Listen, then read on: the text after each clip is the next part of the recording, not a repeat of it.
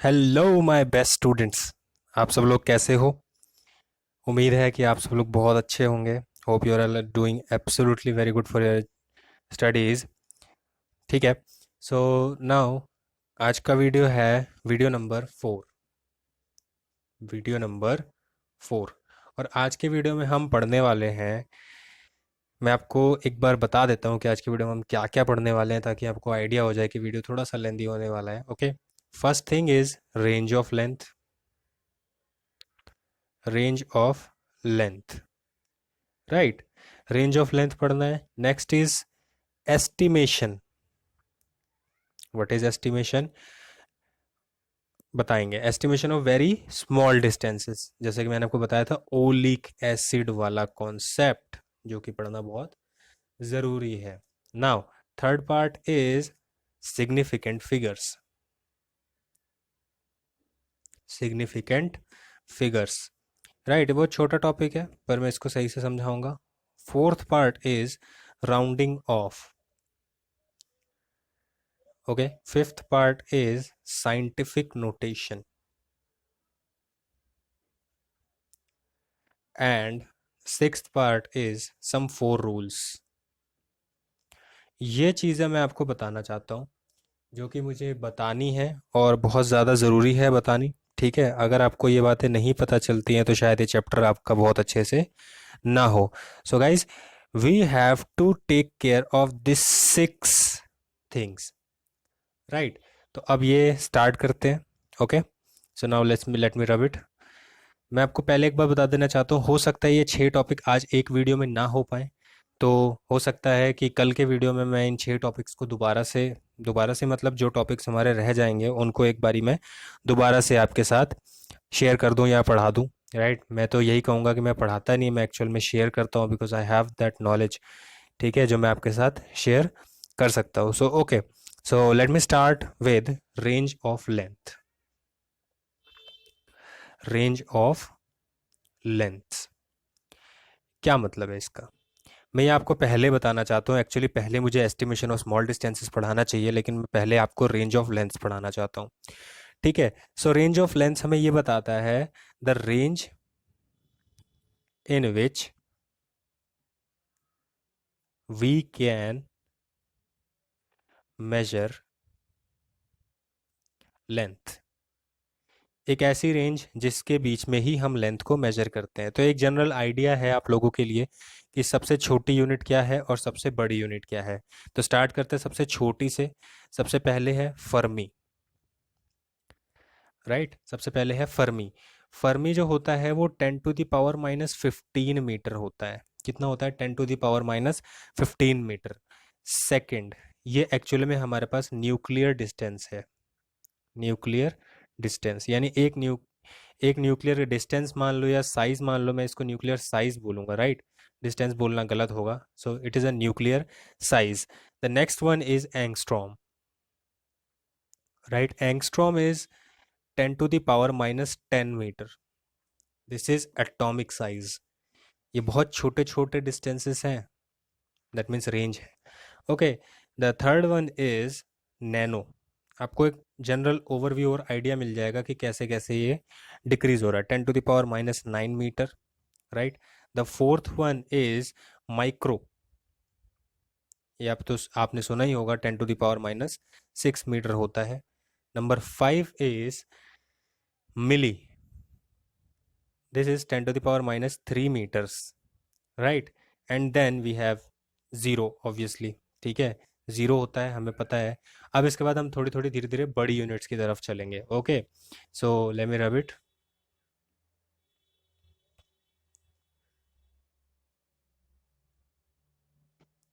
Okay, so now we have like milli हो गया, zero हो गया। देन वी स्टार्ट विद जो भी नंबर था, मैं हैशटैग मान रहा हूँ, डेसी, होता है decimetre.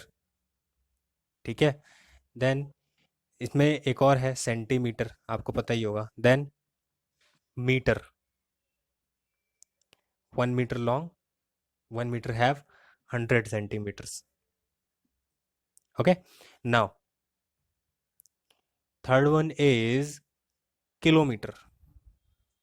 That means 10⁻³ metres. Metre हमारे पास क्या है, फंडामेंटल है, तो हम इसी के रेफरेंस में हमेशा हर यूनिट को बताएंगे, राइट। किलोमीटर के बाद हमारे पास है किलोमीटर के बाद हमारे पास है, छोड़ो, किलोमीटर तक, ठीक है। इसके बाद कुछ और यूनिट्स हैं जैसे कि फीट, ठीक है, fathom, fathom is actually 6 feet, right, fathom is actually 6 feet. Then I think सब तो हो गया। नाउ सम इम्पॉर्टेंट वंस, ठीक है, कुछ इम्पॉर्टेंट वंस क्या क्या है, जैसे कि first one is astronomical unit. अब हम बहुत बड़ी बड़ी यूनिट्स पे आ चुके हैं। Astronomical unit, this is actually 1.496 into 10⁻11 meters, right? The next one is light year.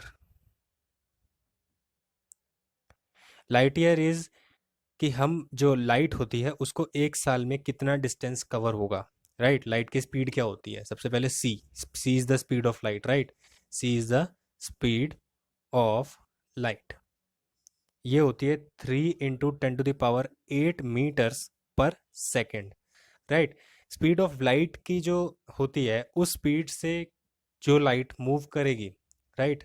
मान लो एक लाइट है, लाइट का एक पार्टिकल है, ये मूव कर रहा है इस स्पीड से और एक साल तक मूव करता है, क्या करता है, एक साल तक मूव करता है, तो जो डिस्टेंस वो कवर करता है उसे हम कहते हैं light year, and that is 9.46 × 10⁻15 metres, right. Now we have one more unit जिसको मैं शायद लार्जेस्ट यूनिट बोलूंगा हमारी एनसीईआरटी के हिसाब से, that is parsec, that is parsec. ये बहुत बड़ी बड़ी यूनिट्स की बात हो रही है, ठीक है। एक्चुअली में इतना डिस्टेंस मेजर करना हमने बस मान लिया है, लेकिन इतना डिस्टेंस शायद ही किसी ने मेजर किया हो, कभी पैरालैक्स से भी शायद ही मेजर किया हो, right. Now 3.8 into 10⁻16 meters.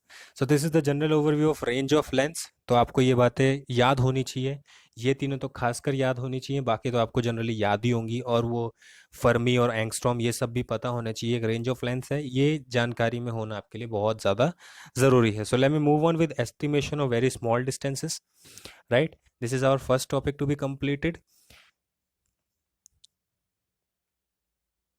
The second one is estimation of very short distances, right। तो मैं लिख देता हूँ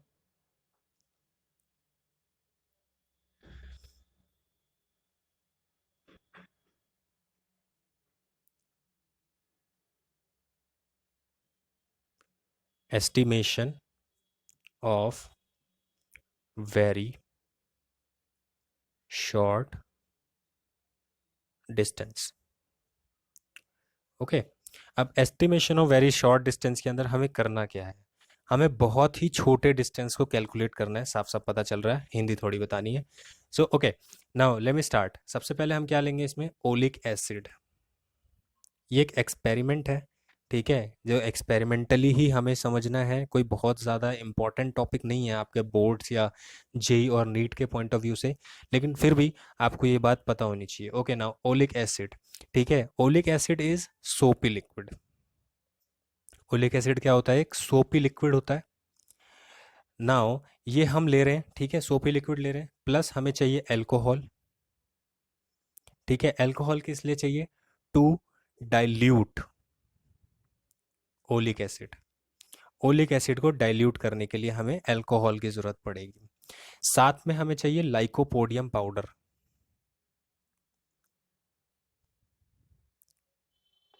क्या चाहिए, लाइकोपोडियम पाउडर। ये तीन चीज़ें हमें चाहिए, बाकी का काम तो अपने आप हो जाएगा, ठीक है।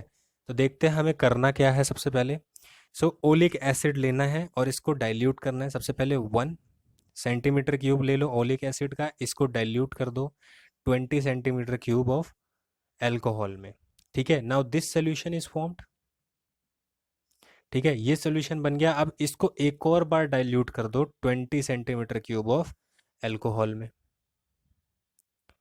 ठीक है। अब क्या हो गया, डाइल्यूशन हो गया।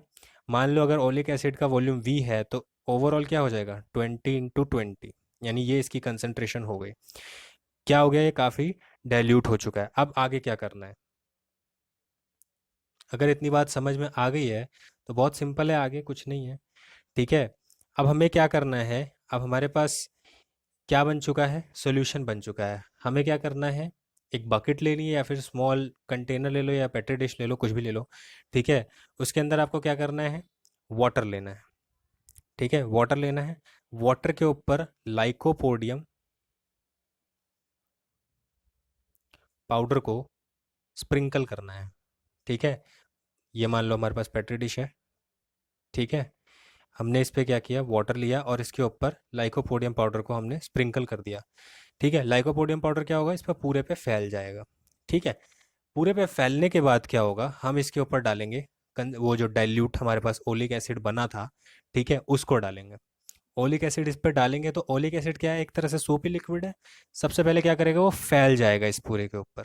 ठीक है, मान लो हमने पहली ड्रॉप डाली, वो कुछ एरिया लेके फैल गया, तो हम क्या करेंगे, उसका डायमीटर कैलकुलेट करेंगे। मान लो ये फैला, ये फैला, उसका हम डायमीटर कैलकुलेट करेंगे, कितने एरिया में फैला। ठीक है, डायमीटर कैलकुलेट करने के बाद हम उसका एरिया निकाल सकते हैं वेरी सिंपली। हमारे पास अब क्या आ चुका है, एरिया आ चुका है।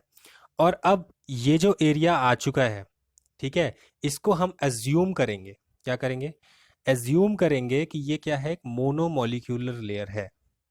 क्या है, मोनोमोलिक्यूलर लेयर। एनसीईआरटी में यही लिखा है कि आपको इसको एज्यूम करना है that it is a monomolecular layer. तो अगर अब ये मोनोमोलिक्यूलर लेयर होगी तो आप एज्यूम करो, देखो अगर ये एक मोनोमोलिक्यूलर लेयर है, ये मान लो एक सर्कल में है। ठीक है, ये एक मोनोमोलिक्यूलर लेयर है, तो अब बात बताओ कि क्या ये जो थिकनेस है, क्या यही होगा diameter of a molecule, diameter of molecule. तो मैं कह सकता हूँ अगर मैं इसका वॉल्यूम निकाल लूँ, ठीक है, तो मुझे इसकी थिकनेस पता चल जाएगी। Simple concept, area into thickness is equals to volume, यही होता है। अब मैं यहाँ से थिकनेस निकाल लूँगा वॉल्यूम बाय एरिया करके, वॉल्यूम बाय एरिया करके इसकी थिकनेस निकाल लूंगा, तो मेरे पास क्या आ जाएगा, डायमीटर ऑफ मॉलिक्यूल। इसका मतलब मुझे इस मॉलिक्यूल का साइज पता चल गया, राइट। इस मॉलिक्यूल का साइज पता चल गया, दैट मीन्स इसकी थिकनेस पता चल गई। तो ये जो हमारे पास आती है, ये आती है 10⁻⁻⁹ के ऑर्डर में। ठीक है, किस में आते हैं, 10⁻⁻⁹ के ऑर्डर में। So this is the very simple and to the point topic जो आपको समझ में आना चाहिए। So this is the estimation of very short distance जो यहाँ पर खत्म होता है। Okay, now let me move on to next topic. हो सकता है अगर आपको ये पॉइंट नहीं समझ में आए हो तो मैं ये कोशिश करूंगा कि आप मुझे कमेंट सेक्शन में ज़रूर बताएं ताकि मैं इस पर दोबारा से रोशनी डाल सकूं या फिर आपको समझा सकूं। Okay, so now let's move on to significant figures.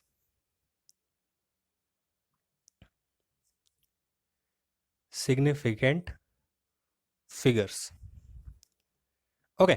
So what are significant figures. Significant figures कुछ नहीं है, बहुत सिंपल सा टॉपिक है, आपको बस थोड़ा सा इस पे ध्यान देना है। ये ऐसे ऐसे होते हैं इसके सवाल कि ये आपको ऐसा लगेगा कि मुझे आता है, पर क्वेश्चन जब आएगा एग्जाम में तो आप वो गलत कर दोगे। ठीक है, ये कुछ ऐसा टॉपिक है, ठीक है, क्योंकि इसके जो रूल्स है वो आपको हमेशा ध्यान में रखने होते हैं। ठीक है, तो सबसे सिंपल चीज number 1, all numbers, all numbers except 0 are significant, are significant. हर एक नंबर जीरो को छोड़कर सिग्निफिकेंट है, हर एक नंबर जीरो को छोड़ करके क्या है, सिग्निफिकेंट है। कहां से कहां तक, 1 से लेके 9 तक। ओके, ये पहला रूल है जो आपको अच्छे से याद रखना है।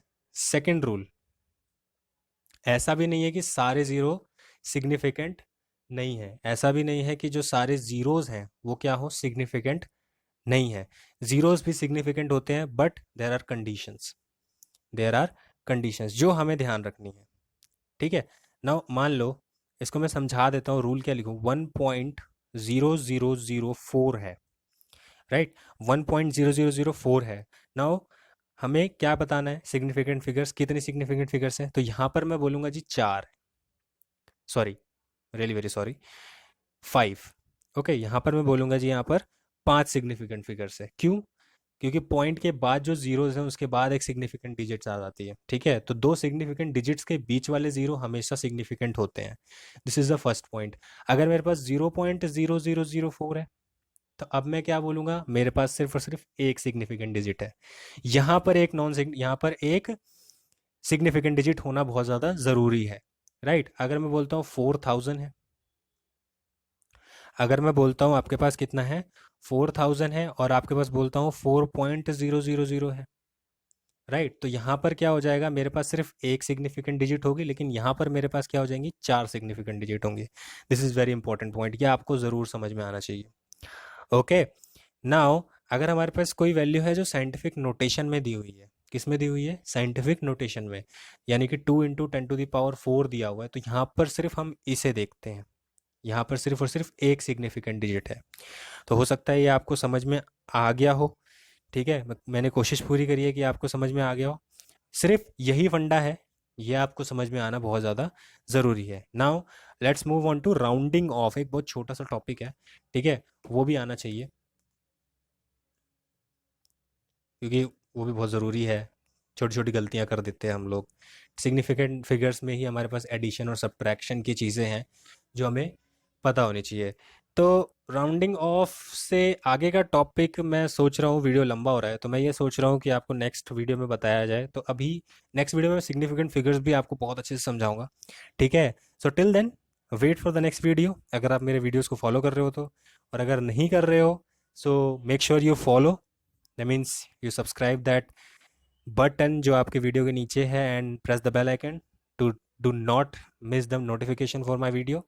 Okay, till then a very good day and very good studies you are going, ठीक है? आप अच्छे से पढ़ो, जो मैंने पढ़ाया उसको रिवाइज करो, ठीक है? और मज़े लो। Thank you so much.